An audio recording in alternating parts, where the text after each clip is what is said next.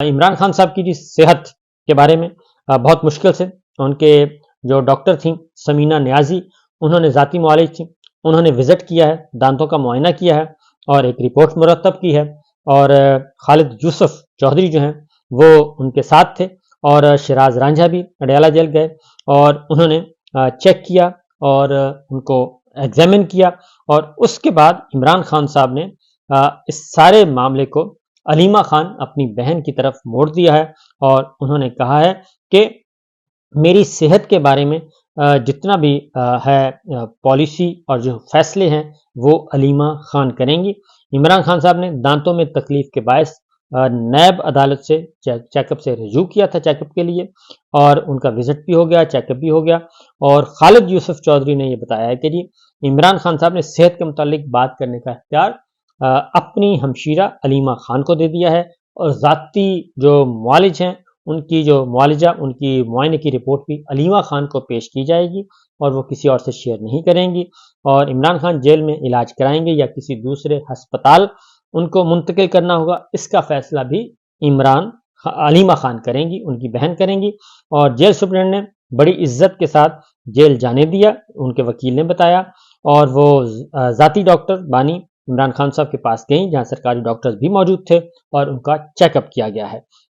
اور اس لیے جی علیمہ خان صاحبان کو اب یہ اختیار دے دیا گیا ہے۔ اور چونکہ ایک اور بات بھی بتا دوں کہ عمران خان صاحب کے بارے میں ان کی جو سیکورٹی ہے اس کے بارے میں کنسرن شو کیے ہیں ان کی فیملی نے، خاص طور پر کیونکہ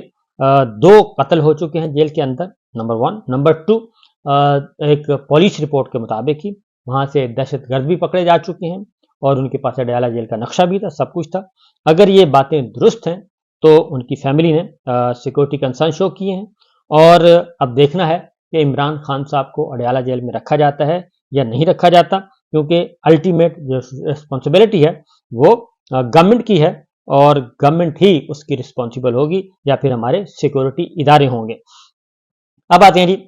ایک اور خبر کی طرف، اور وہ خبر ہے محمود خان اچکزئی صاحب نے، انہوں نے کہا جی کہ بہت سارے دوستوں نے کہا کہ دل تو یہ ہے کہ ہم آپ کو ووٹ دیں لیکن حکم کسی اور کے لیے ہے، یعنی جو صدر مملکت کا الیکشن تھا زرداری صاحب ورسز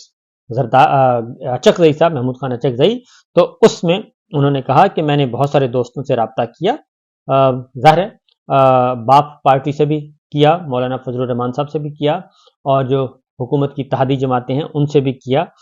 جو مسلم لیگ نواز ہے، پیپلز پارٹی ہے، MQM ہے، سب ہیں، تو صدارتی الیکشن تھا، اور اس میں کیونکہ زرداری صاحب تھے مسلم لیگ نون اور پیپلز پارٹی کے مشترکہ امیدوار، تو انہوں نے کہا کہ میں نے بات کی ہے، اور انہوں نے کہا کہ میں نے بلوچستان عوامی پارٹی کے ساتھ بھی رابطہ کیا، بلوچستان کی دیگر جماعتوں کے ساتھ بھی رابطہ کیا، تو انہوں نے جہاں جہاں گیا تو انہوں نے کہا کہ جی ہمارا دل تو ہے کہ ہم آپ کو ووٹ دیں، لیکن انہوں نے کہا کہ ہوا یہ ہے کہ بہت سارے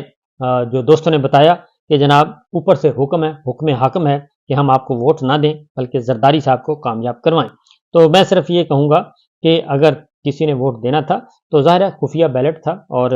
خفیہ رائے دہی تھی، اور اس میں ووٹ دیا جا سکتا تھا، تو اس لیے یہ کہنا کہ ان کو صرف اوپر سے حکم تھا، تو اوپر سے حکم اپنی جگہ، لیکن اگر کچھ چاہتا تو اچکزئی صاحب کو ووٹ دے سکتا تھا، اور اس میں کوئی ایسا پرابلم نہیں تھا۔ ایک بات انہوں نے ضرور کہی، انہوں نے کہا جی کہ مجھے افسوس یہ ہے کہ بلوچستان سے مجھے ووٹ نہیں دیا گیا، اور سردار اختر مینگل صاحب جو ہیں انہوں نے ووٹ دیا، بلوچستان اسمبلی سے ان کو کوئی ووٹ نہیں ملا، لیکن سردار اختر مینگل جو ہیں BNP مینگل کے سربراہ، انہوں نے محمود خان اچکزئی صاحب کو ووٹ دیا، اور ساتھ انہوں نے کہا کہ کچھ دوست جو ہے وہ وعدہ کر کے غائب ہو گئے۔ تو بہرحال صدارتی الیکشن میں بھی